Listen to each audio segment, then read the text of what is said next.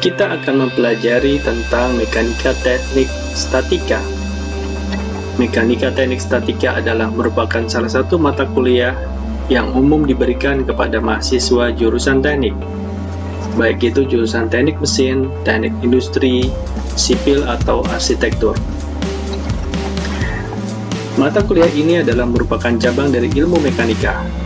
Mekanika itu sendiri adalah ilmu fisika yang mempelajari keadaan status benda, baik dalam keadaan diam atau bergerak akibat pengaruh gaya-gaya yang bekerja. Ilmu ini sangat penting dipelajari dan perannya sangat penting dalam sistem analisis kerekayasaan atau engineering.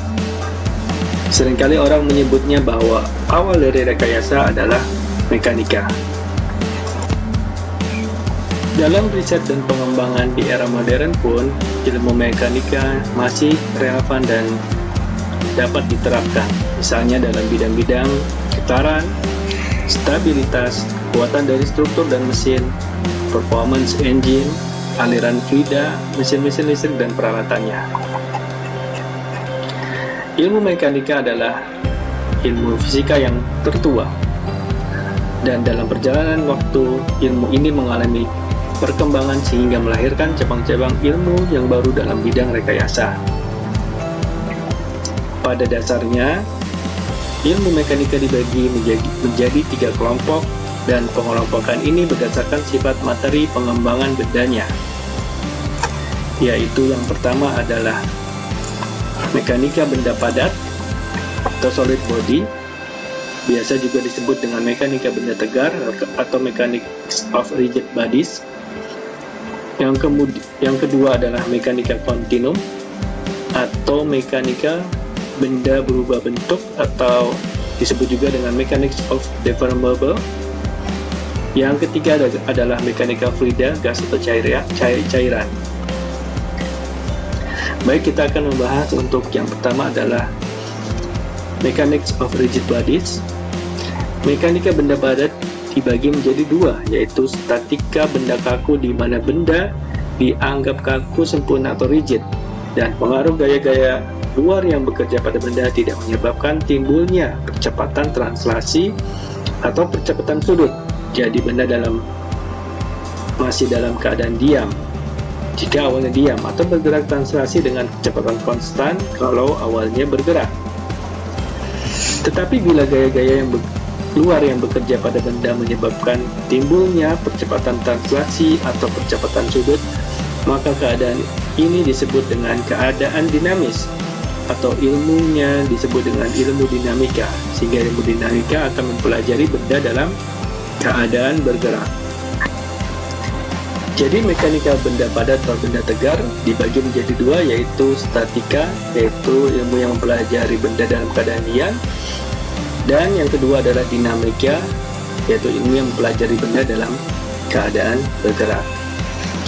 Sedangkan pada dinamika benda kaku bisa dibagi menjadi 2 cabang ilmu, yaitu kinematika dan kinetika, di mana kinematika adalah ilmu yang mempelajari tentang seluk-beluk gerak benda yang berkaitan dengan kecepatan dan percepatan tanpa memperdulikan gaya-gaya penyebab timbulnya gerak. Bila gaya penyebab timbulnya gerak diperhatikan, maka ilmunya disebut kinetika.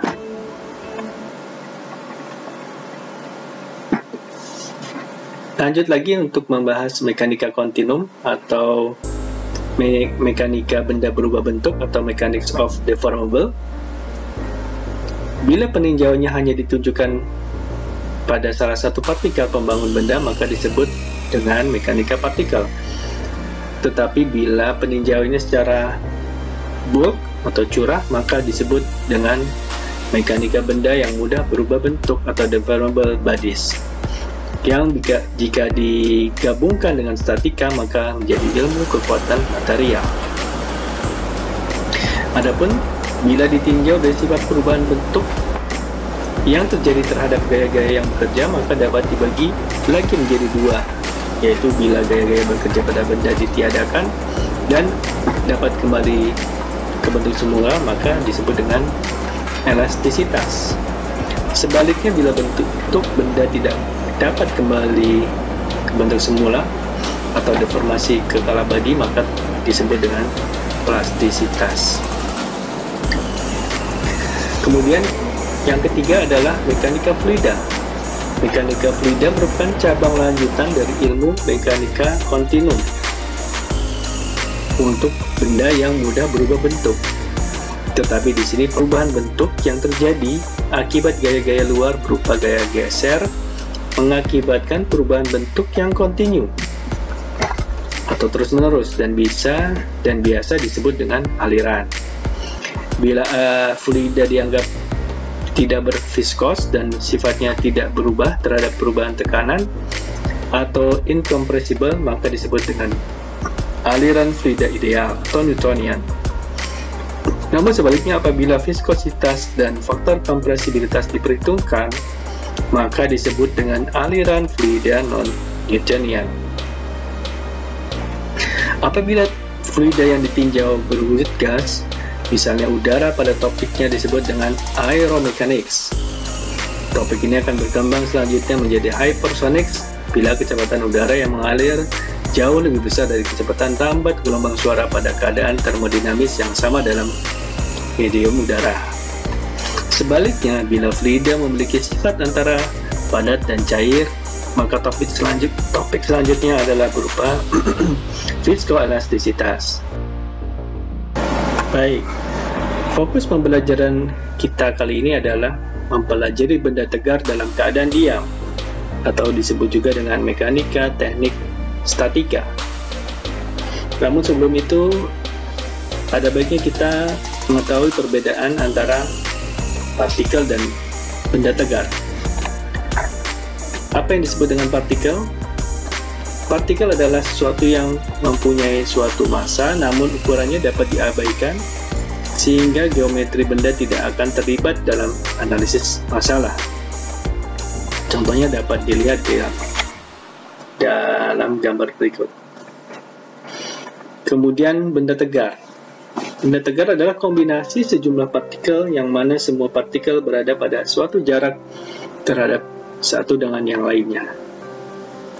Contohnya dapat dilihat pada gambar berikut. Prinsip dasar mekanika benda kaku. Dalam mekanika benda kaku, ada 6 prinsip dasar yang dapat melandasi dalam proses pemecahan masalahnya. Yaitu yang pertama adalah hukum paralelogram, yaitu dua buah gaya yang bereaksi pada suatu partikel dapat digantikan dengan satu gaya atau gaya resultan yang diperoleh dengan menggambarkan diagonal jajaran genjang dengan sisi kedua gaya tersebut. Prinsip ini dikenal dengan hukum jajaran genjang. Dapat dilihat pada gambar berikut. Yang kedua adalah hukum transmisibilitas gaya, yaitu kondisi keseimbangan atau gerak suatu benda tegar tidak akan berubah jika gaya yang bereaksi pada suatu titik diganti dengan gaya lain yang sama besar dan arahnya, tapi bereaksi pada titik berbeda, asal masih dalam garis aksi yang sama. Disebut juga dengan hukum garis gaya. Contohnya dapat dilihat pada gambar berikut ini.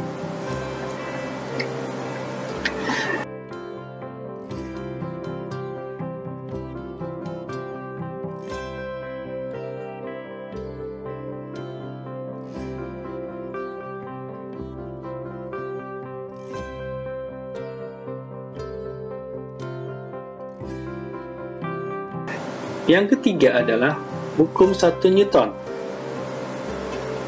yang berbunyi bahwa bila resultan gaya yang bekerja pada suatu partikel sama dengan 0 atau tidak ada gaya, maka partikel akan diam dan akan tetap diam, dan atau partikel bergerak dan akan tetap bergerak dengan kecepatan konstan.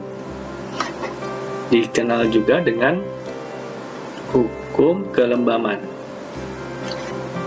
Dan hukum inilah yang melandasi mekanika statika. Kemudian yang keempat adalah hukum kedua Newton yang berbunyi, jika resultan gaya yang bekerja pada suatu partikel tidak sama dengan 0, partikel tersebut akan memperoleh percepatan sebanding dengan besarnya gaya resultan dan dalam arah yang sama dengan arah gaya resultan tersebut. Jika F diterapkan pada massa, maka berlaku sigma F sama dengan M kali A, di mana M adalah massa dan A adalah percepatan. Dan hukum kedua Newton inilah yang mendasari persamaan mekanika dinamika. Lalu yang kelima adalah hukum ketiga Newton, berbunyi, gaya aksi dan reaksi antara benda yang berhubungan mempunyai besar dan garis aksi yang sama tetapi arahnya berlawanan. Yang ini berarti aksi sama dengan reaksi. Dan hukum ini adalah dasar bagi kita untuk memahami tentang konsep gaya. Dan yang terakhir adalah yang keenam, hukum gravitasi Newton, di mana dua partikel dengan massa M besar dan M kecil akan saling tarik-menarik antara satu dengan yang lainnya dengan gaya yang sama dan berlawanan, di mana gaya F-nya dinyatakan dengan G M besar kali M kecil dibagi R kuadrat, di mana G adalah konstanta gravitasi dan R adalah jarak M dan M besar dan M kecil. Sekarang kita akan sedikit membahas mengenai sistem satuan. Di dalam ilmu mekanika banyak melibatkan 4 besaran dasar, yaitu panjang, massa, gaya, dan waktu.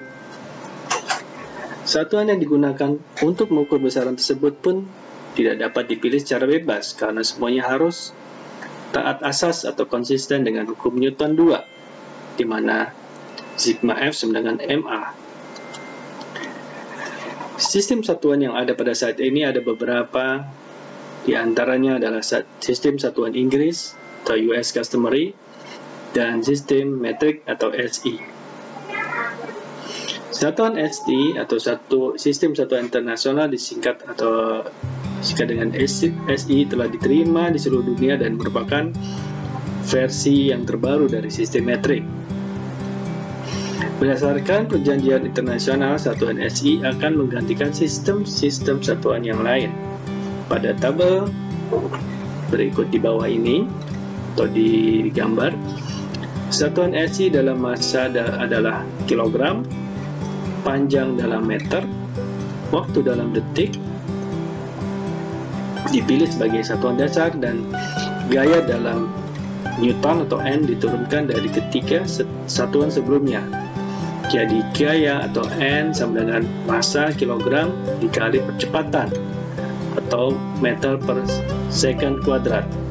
Jadi N sama dengan kilogram kali meter per second kuadrat. Sehingga kita tahu bahwa 1 Newton adalah gaya yang diperlukan untuk memberikan percepatan sebesar 1 meter per second kuadrat pada massa 1 kilogram. Dari percobaan gravitasi di mana berat W dan G adalah percepatan akibat gravitasi, maka berdasarkan hukum Newton 2 atau F sama dengan massa kali percepatan, maka didapatkan bahwa W atau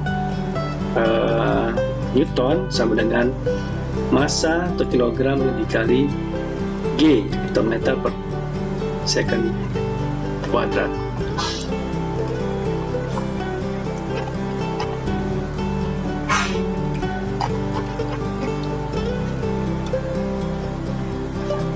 Dari uraian di atas, maka untuk persoalan-persoalan bidang rekayasa dan untuk tujuan kita dalam mempelajari ilmu mekanika, maka kita menggunakan sistem satuan internasional atau sistem internasional dengan ketelitian yang sudah ditentukan. Misalkan contoh untuk menentukan harga percepatan gravitasi atau satuan SI, satuan SI untuk gaya gravitasi, percepatan gravitasi adalah 9,81 meter per second kuadrat atau sama dengan 32,2 feet per second kuadrat. Harga tersebut sudah dianggap cukup teliti dalam menghitung persoalan di bidang engineering. Baik.